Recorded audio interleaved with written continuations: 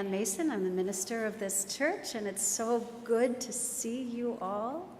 I'm just thrilled to be here and to see your smiling faces both online and in person. Our centering music this morning is the Adagio by Franz Schubert, performed by Sarah Hager.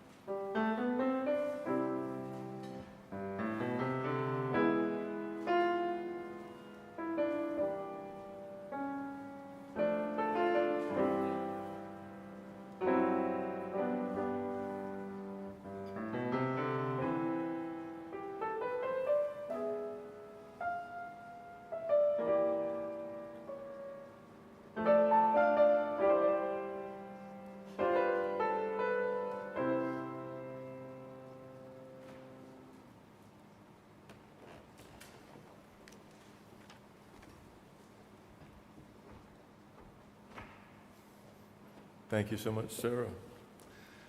I'm Larry Roop. Welcome to First Parish. It's good to see everyone, and welcome to you all at home. Let us bring our online and in-person congregation together in community. Would you like your joys and sorrows read aloud during the prayer time? You can text Reverend Ann, and she will read them during that time. The number is 978-364-2799. May we continue to grow in our understanding, compassion, and love into a beloved community. There are so many ways to get involved in our congregation. Please read our weekly newsletter and do get involved for the sake of all of us. I'll emphasize a few items on the if you are here in the sanctuary this morning, please be sure to take home the green insert in the inside of your order of service entitled The 11th Hour Calling. Join us Wednesday at the 11th at 11 a.m. It will be entertaining, informative, and filled with actionable ideas. Please join us and tell your friends. Let's grow this. Please save the date for the special Ukrainian benefit concert on June 5th at 3:30 p.m. Rip Jackson will once again share his artistic vision with our congregation. Also, this is the time of the year to start to work the Interfaith Garden right next door. Join us once a month on Tuesday afternoons or Saturday mornings. The information is in the newsletter. Be sure to read the uplifting testimonial by Reggie Gibson about the importance of performance arts in worship service, how it can connect those parts of ourselves that for the last few years have been chafed, battered, bruised, worn, and torn. Thank you. Thank you, Larry. One additional announcement, which is that you are invited to come to fellowship hour after church, but we won't have any coffee because we didn't have anybody sign up to make coffee this week. So if having coffee together is important to you, gathered here in person, there is a sign-up sheet on the bulletin board in the fellowship room. So if you'd like to have coffee together, then we just need our volunteers to show up and say, yes, I want to do this. I invite you all to participate in that. Another invitation that because we have been together for virtual gathering and worship for more than 2 years, and now we're back to in-person worship in the sanctuary and this very gradual return and resumption of social hour. But we continue our commitment to including our online community to all of this. A number of you have shared how important this church is and how its staff have been important in holding together all of us as a congregation as we weather this time of pandemic. And so if you have arrived at the point where you would like to consider being a member of this church, I invite you to learn more about what that might mean and what the commitment to membership actually means. Next Sunday after worship, our membership committee is offering luncheon in Parker Hall in person for those of you who would like to consider becoming a member.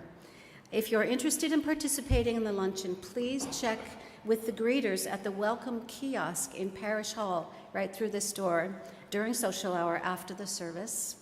And as a special invitation to our online community, if you're not able to attend in person but you'd like to learn more about membership, please let me know directly and I will set up a Zoom call with you and we can talk about it. I'd love to have you, however that might look. And now, in honor of Mother's Day, I offer a call to worship by Elizabeth Mount, the Reverend Elizabeth Mount, called Co-Regulation. From our very first breath, we reach out. Co-regulation, not self-regulation, is in our nature. We find our cues from the sun and the moon, from each parent and caregiver. We find our place in this great turning planet by turning to one another, generation to generation. We awaken to the dawn and fall asleep at evening's end. Our life's journey is part of something greater, something simple, something divine. A flame cannot be lit without a spark. A life cannot begin without the air. And we cannot begin to find ourselves without love. May we reach out to one another. May we offer love and nurturing care. May we join together in celebration of the interdependence of our lives. And in this spirit, let us worship together. Our introit this morning is Ave Maria by Franz Schubert, performed by David Meharry.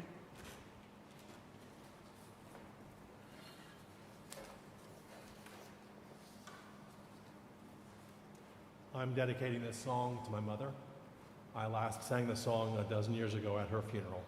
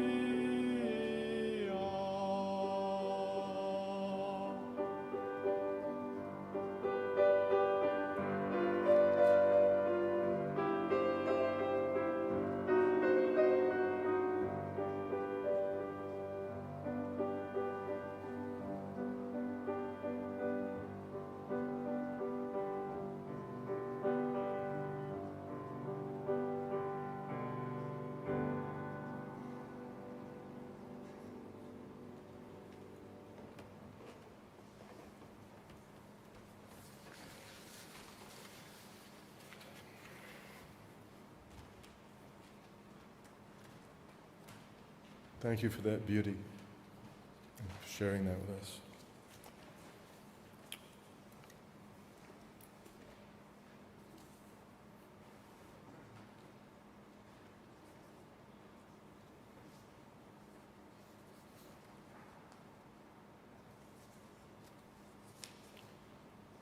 For this 1 hour, may we let go of our anxieties, our fears, our anger, our self-doubts, our regrets, our petty grievances, and our distractions.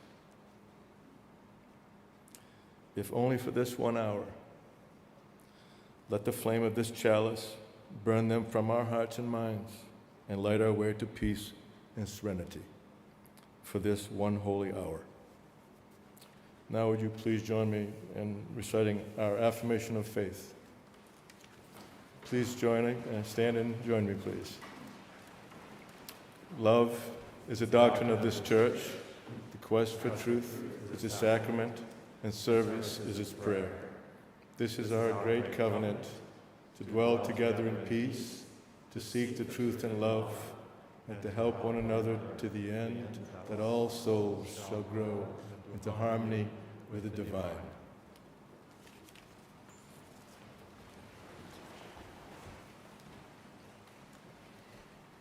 This morning, for our time for all ages, we are going to have a spontaneous acting out of a story.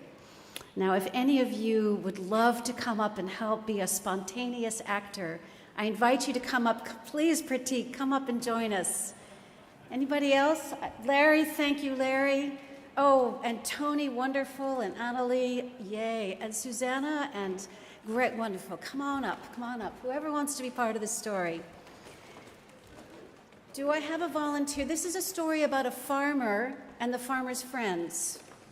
Larry, would you be the farmer? Okay, awesome. And I need someone to be a donkey. Tony, can you be the donkey? Oh, this is so perfect. This is not typecasting, is it, or anything? I would never say that. And then, do any of you want to be farmers' animals too? With Tony, what would you like to be? A horse, great. You can join Tony and be a horse. What do you need besides farmers? I need lots of farmers' friends to help the farmer. So if the farmers' friends could come and stand up here with me. Farmers' friends. Stand right there. Just stay right there. Perfect. Well, one day there were some farmers' animals that were trotting around the. There was a donkey and there was a horse, and they were having a lovely time doing their thing, just happy as can be. And suddenly, the donkey fell into the well. Oh no, the donkey was in the well. And he cried piteously for hours. The donkey cried piteously for hours. And the farmer didn't know what to do. Nobody could get the donkey out. He was so far down in the well. He was stuck in there. And he kept crying, and the horse was upset, pawing away, trying to get him out. And the friends just couldn't reach down into the well. And so the farmer decided, well, this animal is just not going to make it. And I think I'm going to throw some dirt into the well and cover him up, because what else can I do? So the farmer called all his friends and gave him shovels and said, will you help me? This is a really sad thing we need to do, but we just need to have a decent burial for this poor donkey. He's stuck at the bottom of the well. They began to shovel. And at first the donkey realized what was happening, and he began to cry horribly. But then, to everyone's amazement, he quieted down. The farmers kept shoveling, and they're like, oh, the poor thing. But the farmer finally looked down the well, and he was astonished at what he saw. With each shovel of dirt that hit his back, the donkey was doing something amazing. He would shake off the dirt and take a step up. And as the farmer's neighbors continued to shovel, keep going, he would shake it off, and each shovel of dirt allowed him to step up a little higher.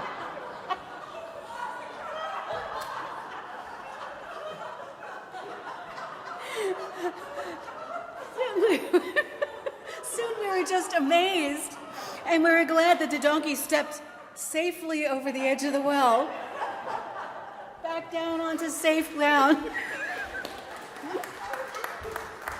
Let's give a hand to all of our actors.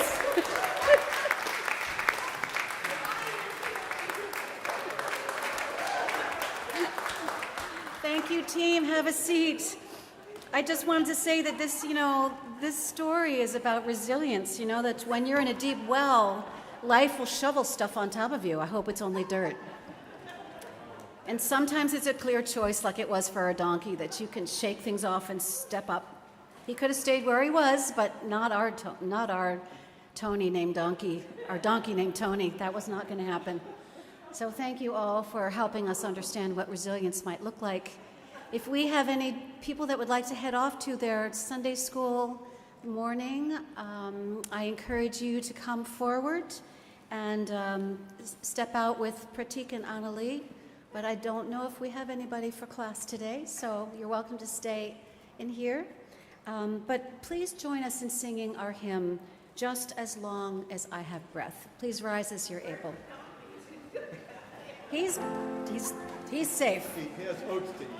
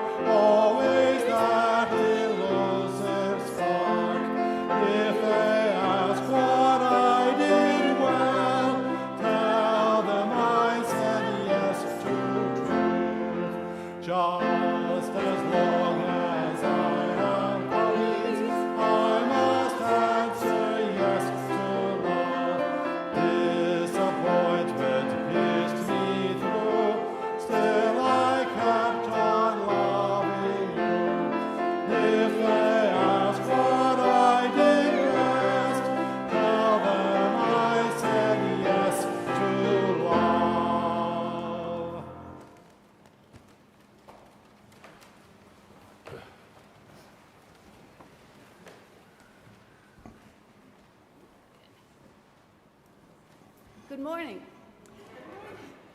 I'm Tony Tasker, and I'm here today as a member of the team of David Beauvais, Amy Jameson, Omar Kadari, and myself, who've been representing you in the work you approved a very long time ago on this church. I'd like to update you on that work, which has actually been underway for 2 years and supported by your donations to the capital campaign. Thank you again for that. To take you back in time, the scope you approved and generously donated to was to remove and replace the knob and tube and other unsafe wiring. You'll see it in a sec. This is an example of knob and tube wiring. Some of you may have had the problem of having it in your older homes. It's fabric-covered wire and with ceramic connectors.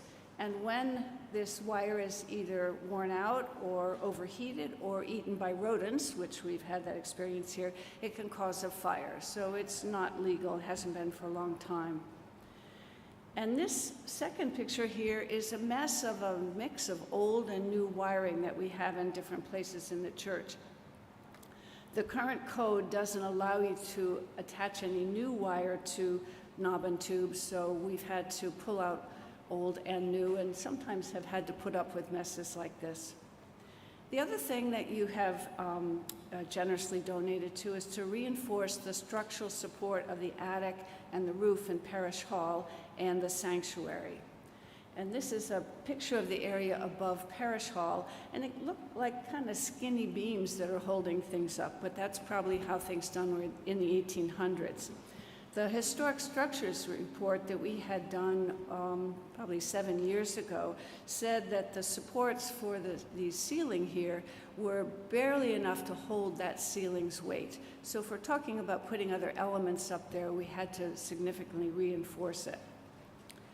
We're going to install a new fire suppression system to the sanctuary. We presently only have that in the steeple.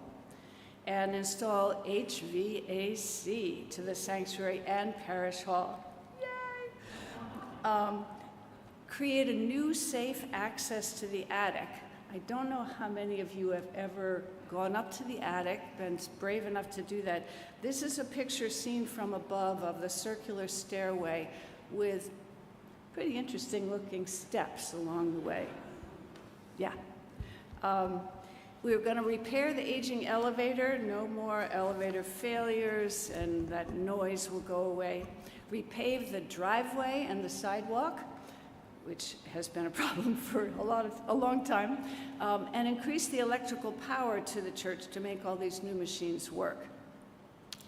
After this phase is completed, the plan is to design and refurbish the classrooms, to redesign the sanctuary's chancel here, and to improve the audiovisual components in the sanctuary. These have also been supported by donations to the campaign. So I'm sure it comes as no surprise to you that the pandemic and the resulting supply chain issues have made progress very slow. But progress has been ongoing, and only now is becoming more obvious. So where are we with our great and glorious plans? To, again, take you back to 2 years ago. We chose architects who then had engineers create all the plans. We had a boundary survey done. We then hired a construction management team to integrate all the moving parts of this work, and that is not an easy task. Then, after all the designs were completed, refined, approved by the town, contractors chosen, scaffolding was erected out back, and access into the attic was created through a wall in the attic. So you've all been familiar with this. You've seen the scaffolding that went up a month or two ago. And then it goes up on top of the flat roof of the common room and up some more steps and into a new hole that was put in the wall, through which will go the HVAC in the future. Almost all of the knob and tube wiring has been removed, and new code-safe wiring has been installed. I think that's worth a cheer, definitely. Yeah. And if you've ever seen the inside of the power panel that was here in the vestibule, it was a frightening thing to look into. But now there's a new power panel there. The bottom will be covered up, of course. And then we'll soon be able to use that beautiful chandelier that hangs in the vestibule to the side. The ceiling and the roof of the sanctuary has been reinforced with additional trusses and purlins. I don't know the difference, but at any rate, to support the additional weight of the fire suppression, insulation, wiring, and HVAC. And new LDLs, those wonderfully, on the side, I think you can see some of the LDLs, those three big giant pieces of wood all glued together that are as good as an iron I-beam. The attic has had the old insulation removed and new higher rated insulation installed. A removable plywood floor was put in to make future maintenance there safe. Used to have just that rickety catwalk that went down the middle. So these are the new bats of insulation in there and the plywood floor. So what's next? Scaffolding's here for a reason. Sprinkler heads, HVAC vents, fire detectors will all be installed in the ceiling here. very carefully centered on the beautiful designs in the pressed tin ceiling. So metal workers, HVAC workers, sprinkler installers, and painters will all be here at the same time working together as they move this large scaffolding around the church to complete all the work there. The location of the new 800 amp transformer has been approved by nearly all of those who have to chime in, and very soon the exit driveway will have trenching and conduits installed that will take the power to this back area here. I don't know if you can see the small little green posts we put in just to delineate the limit of the bollards that are protecting the transformer, but it will replace that kind of messy mound there. And you've probably noticed the pipes that have been patiently waiting in the back of the parking lot. Well, the worth of our construction management team was proven when Ken, who's the head of this team, called a supplier who just gotten in a rare shipment of pipes. And he immediately went down there, paid for them, and brought them back here so that we would have them, because the supply chain issues are really quite significant still. Also coming in is the installation of new water pipes on this side to the boiler room for the fire suppression system. And when all the trenching is done, a new driveway. I'm sure you've had to have your front end realigned regularly when you drive to church. So when the new HVAC units arrive, they'll be installed in the attic of the sanctuary and the attic of the parish hall. And the final supply chain holdup, because Eversource is the biggest stumbling block in this, the new electrical line. So our team of 4 has been really amazed at the creativity of the construction manager and the architects to work continuously despite the supply chain problems with whatever materials they do have available. So when that electricity gets here, we will be able to have like a ribbon cutting ceremony where we'll flip a switch and AC will come on and all the lights will be dazzling and the elevator will be quiet. That will be really nice. So I got more to say, one more. A final request. The capital campaign has been on hold while the stewardship campaign has been underway and will soon finish. The outreach for continued donations to the capital campaign will then resume. We really hope to have 100% participation in this project and look forward to a big celebration of September where we unveil a plaque thanking all of you for helping to make your church a safer, more functional and comfortable place. Thank you.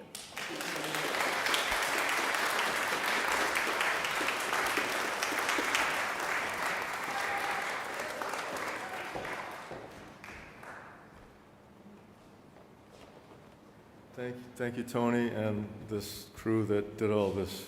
Incredible. All volunteer, all from the heart. Now's the time in our service where we do ask you to give as generously and as you can. And for those of you at home, you can point your camera, your device to the QR code, and thank you for being generous. And our offertory music this morning is Hymn Improvisations by Sarah Hager.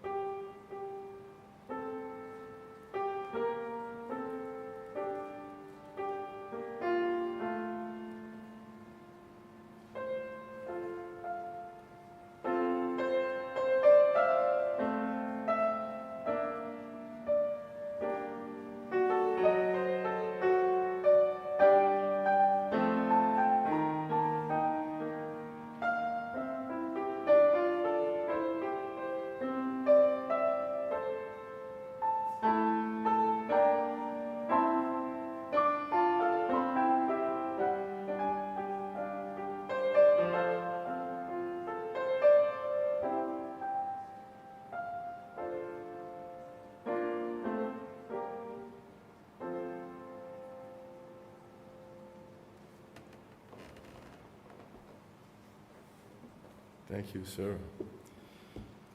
Optimism by Jane Hirschfeld. More and more I have come to admire resilience. Not the simple resistance of a pillow whose foam returns over and over to the same shape, but the sinuous tenacity of a tree. Finding the light newly blocked on one side, it turns to another. A blind intelligence, true. But out of such persistence arose turtles, rivers, mitochondria, figs, all this resinous, unretractable earth.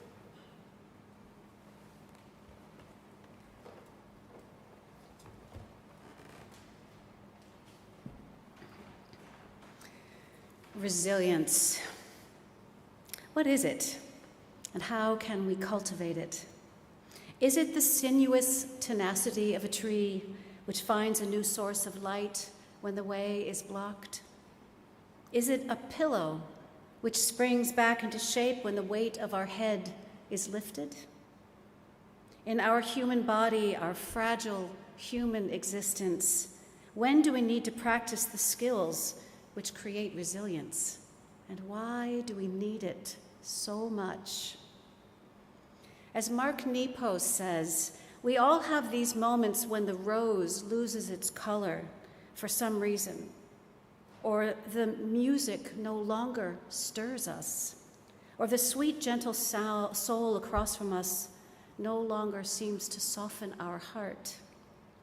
To move in and out of meaning, says Mark Nepo, to move in and out of meaning is as natural as moving in and out of light, because clouds form and dissipate.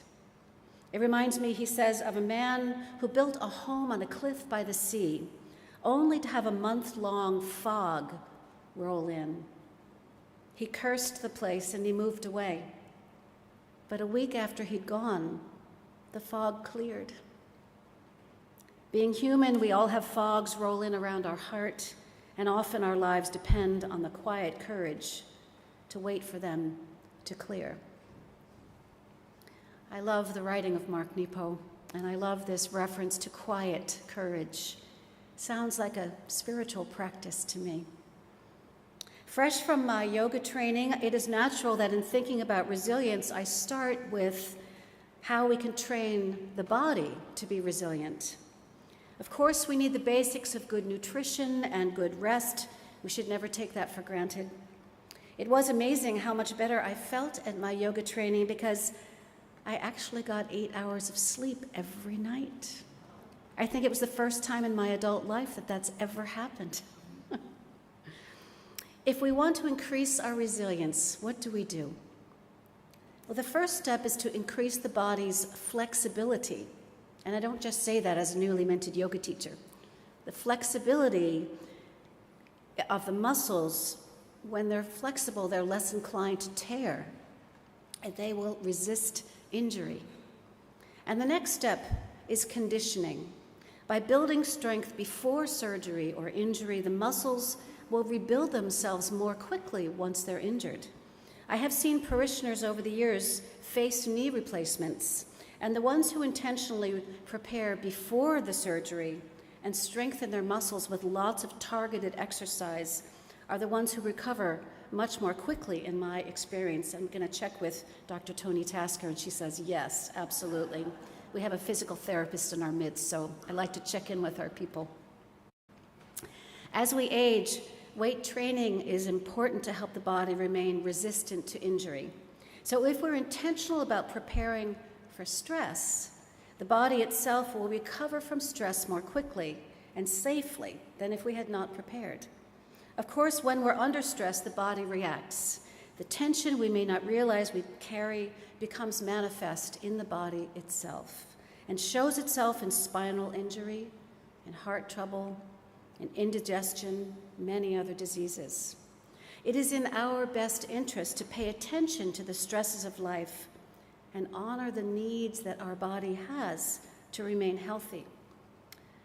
The pandemic has uncovered how many communities which live in more stressful and environmentally unhealthy environments have paid a higher toll.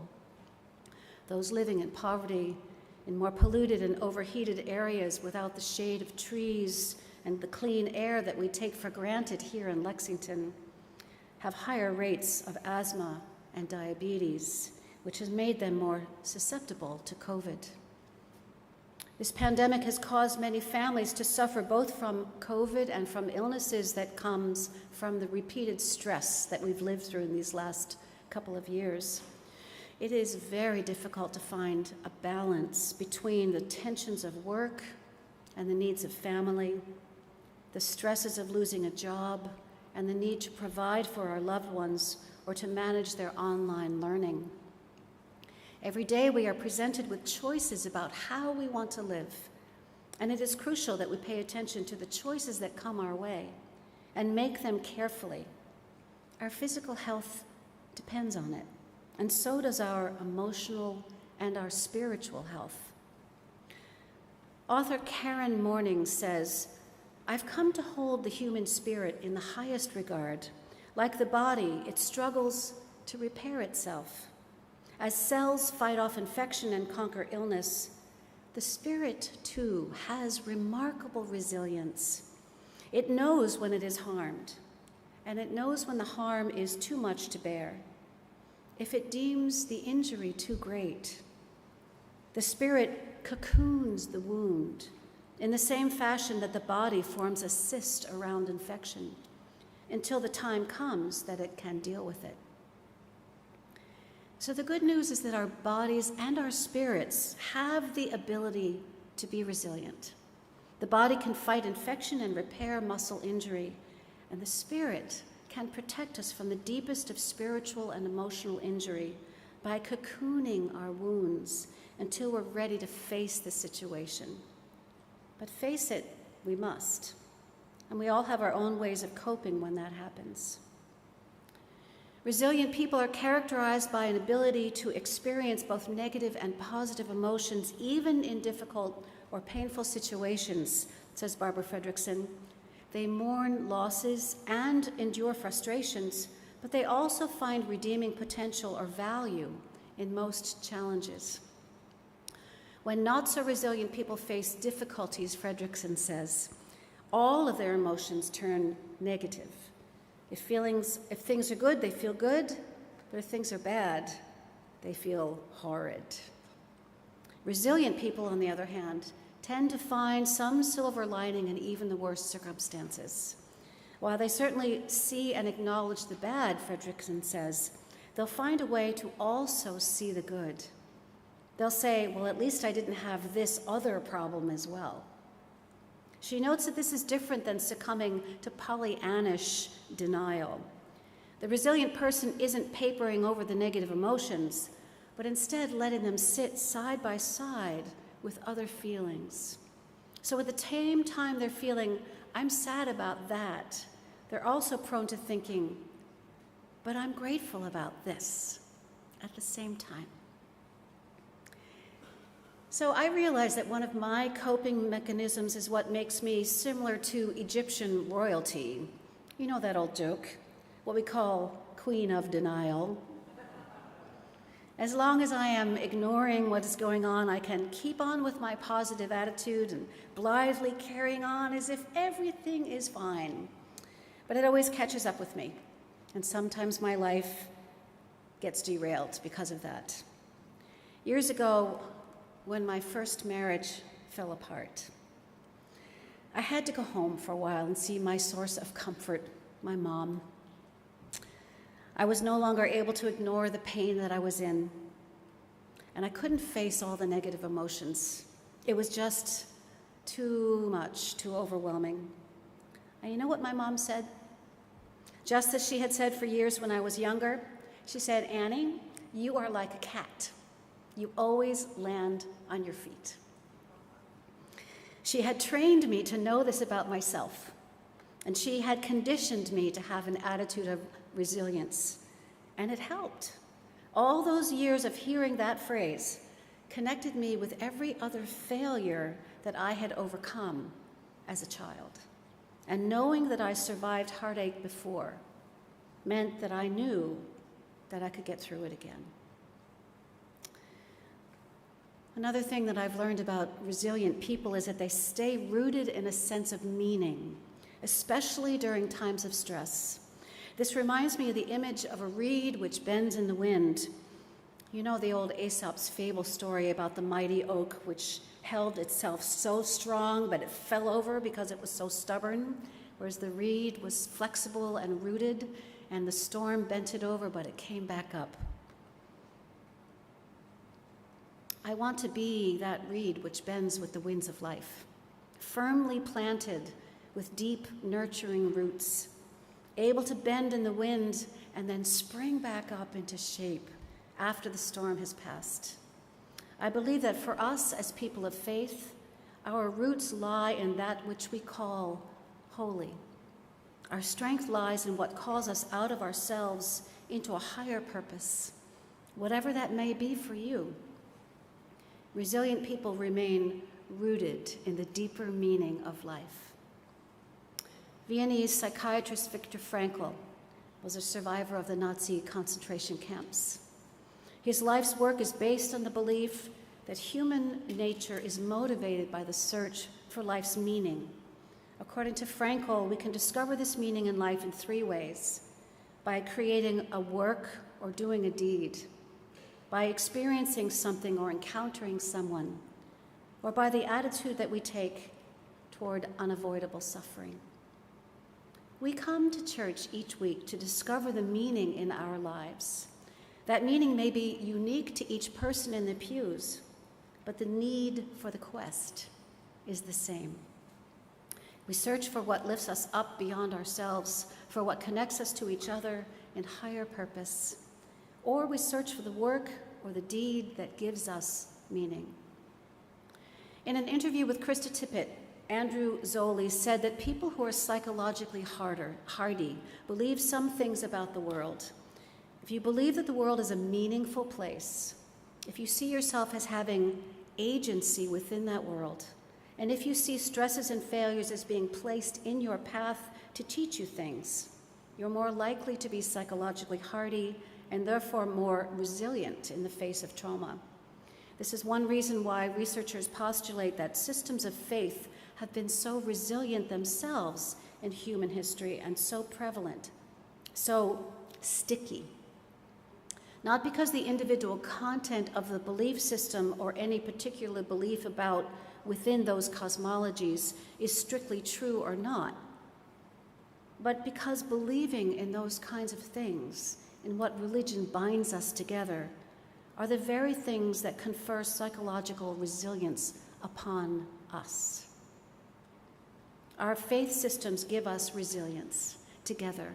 There are so many places in our world today where psychological resilience is needed. So that's why we need it individually, and that's why we come together in church to find it. But what would communal resilience look like? What helps people feel like they have agency within their own experience? Well, last week I heard on NPR an article about the Wampanoag Aquinnah tribal land, which is known as Martha's Vineyard today. After the beach suffered erosion during Hurricane Sandy, and again after more recent storms, the Wampanoag Aquinnah tribes have lost 12 feet of their beach. Looking ahead, they know that another severe storm will destroy their sand dunes, which is a defense against the encroaching sea, as well as an important habitat for migratory shorebirds. Trying to protect their land and their way of life, which depends on gathering the shellfish that are nurtured in their coastal waters. The Wampanoag Aquinnah are planting 40,000 stems of beach grass, one root at a time. And as these blades of grass develop, their roots intertwine and they create a lattice work which holds the sand in place. They are interconnected, resilient, like the people who are planting these reeds of grass together. My friends, if we have watched in horror during these terrifying weeks of the Russian invasion of the Ukraine, we have seen stunning examples of resilience in the face of suffering. President Zelensky himself has been such a strong and resilient leader. But the people, the volunteers who have been training to fight for the first time in their lives, the civilians who have withstood missile attacks, continuous air raid sirens, and having their cities under siege. And just yesterday we learned that all of the civilians hiding out in the steelwork factories of Mariupol have finally been evacuated. And there is hope that military personnel will also be evacuated. People who have not seen daylight for 70 days. People who have not breathed fresh air or had easy access to food or water. Who have lived with the wounded in the uncertainty and fear of this time. What has made them resilient? Is it just their innate tenacity as individuals, or is it something more? I think it is their shared belief in their inherent worth and their collective right to be an autonomous country, which has given them an incredible sense of their own agency. They see their world as one with deep meaning, which has been under terrible attack.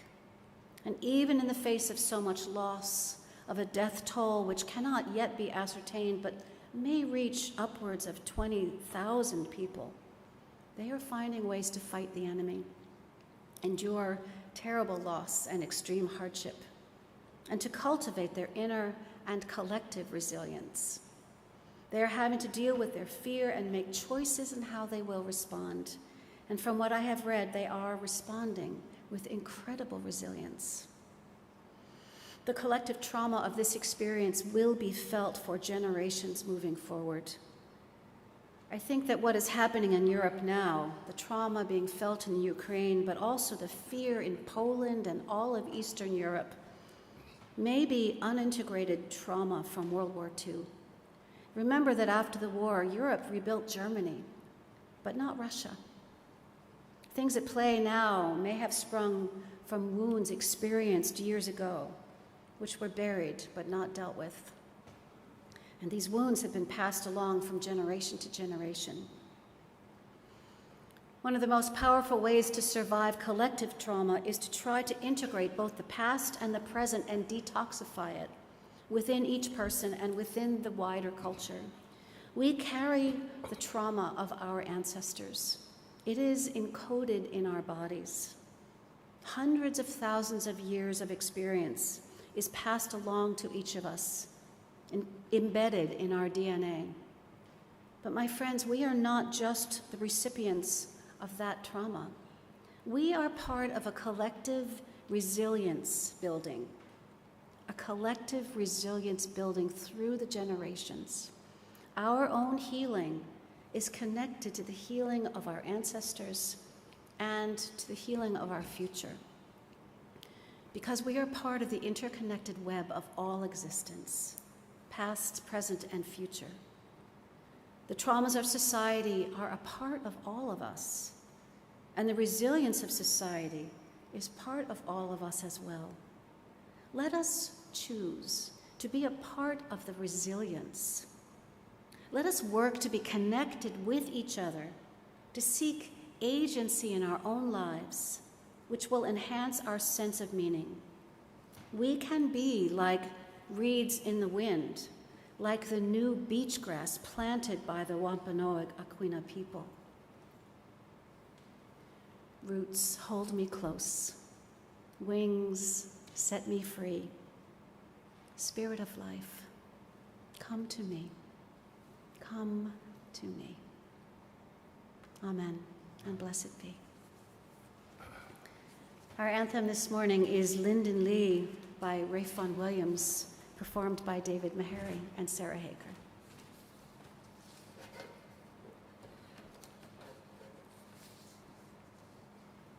I'd like to dedicate this song to my wife and mothers everywhere.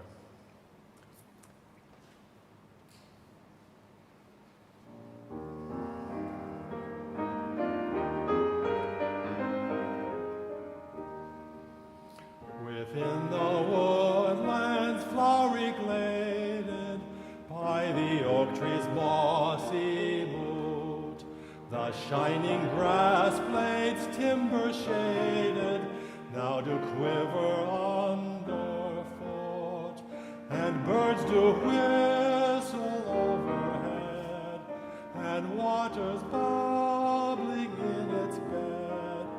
And there for me the apple tree do lean down low in linden lee.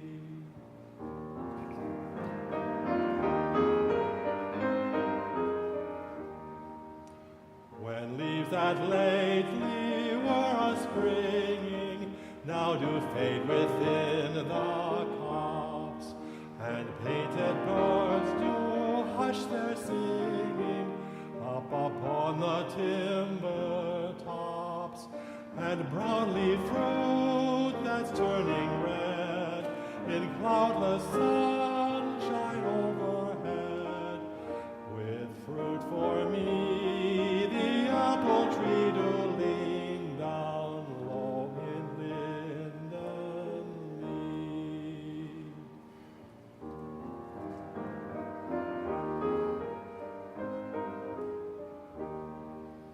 Let other folk make money faster in the air of dark-roomed towns. I don't dread a peevish master, though no man may heed my frowns. I be free to go abroad, or take again my homeward road, to where for me the apple tree do lean down low in linden lee.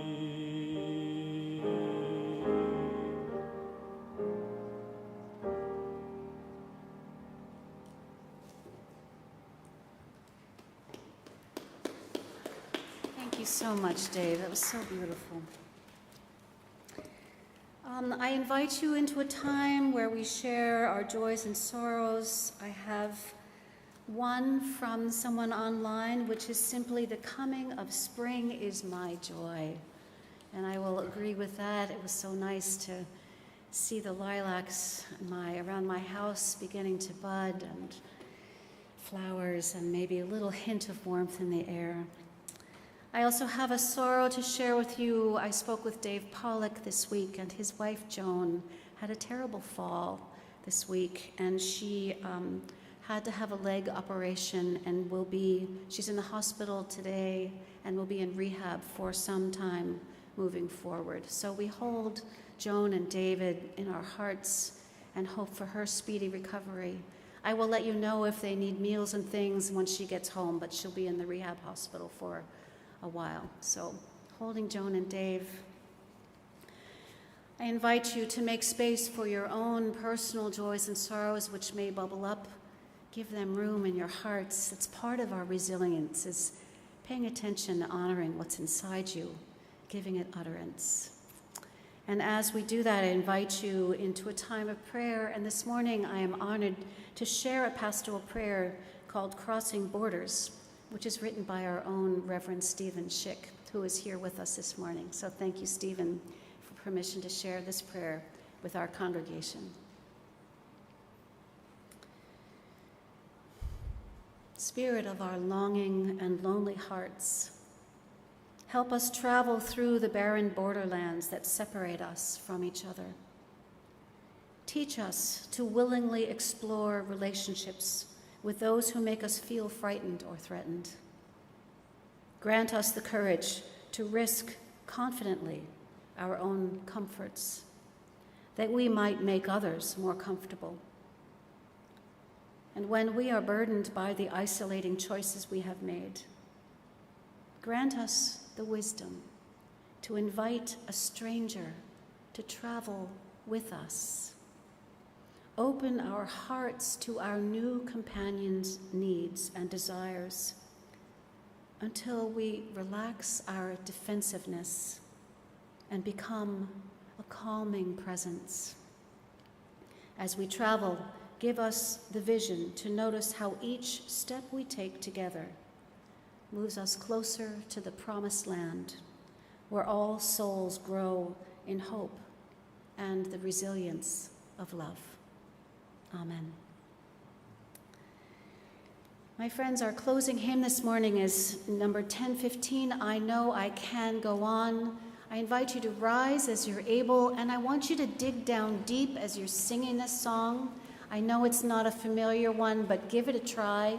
It's got this deep, gospel-y kind of groove going, and even if you can't sing it, I want you to just plant your feet like we did last week in Tadasana and just like feel rooted in the ground and let Sarah's piano playing just carry you through the strength of this song. Thank you.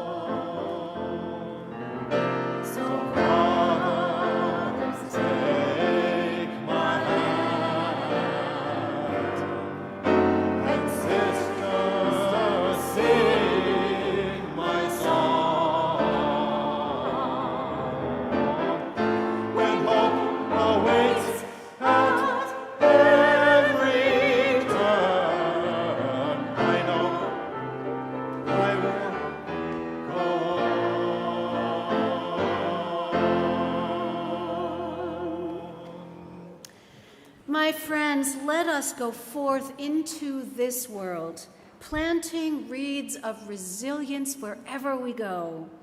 Build your skills of individual resilience. Make your bodies and your spirit flexible and strong as you are able.